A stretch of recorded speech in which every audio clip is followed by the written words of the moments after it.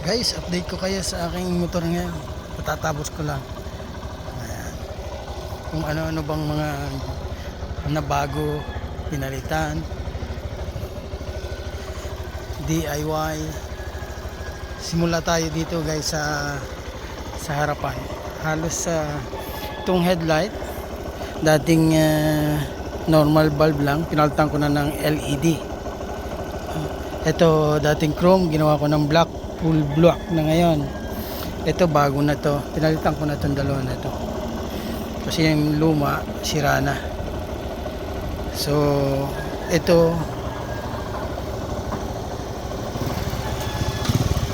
bali pininturahan ko na yan. Pininturahan ko na itong dalawang shock. Bali pinalitan ko na sila ng parehas ng oil seal, tsaka pinalitan ko na rin ng fluid. Additional itong shock boot na to, lagyan ko na din. Okay. Ito namang sa fairing, bali binaklas ko din yan lahat, pininturahan ng bago yung tangke kasi kinalawang na. Ito dati pa to, kinabit ko na lang uli itong handlebar grip, bago na yan. Ito additional, at saka nagdagdag ako ng riser. Ayan. Ito. At saka yung mga ball bearing dyan, pinalitan ko na. Itong tip post, dati ay sira, loose thread. At saka may kalo, wala na to. Machine shop ko na lang yan. Okay, yan, ayos na yan. Pati yung tip post, pinakithread ko. Ito, binalik ko itong speedometer.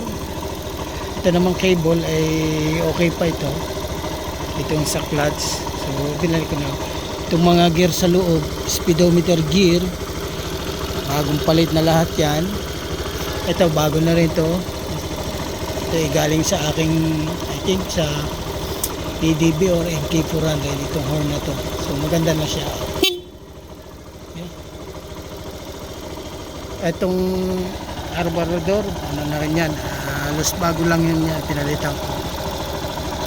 Itong makina, binaklas ko yan.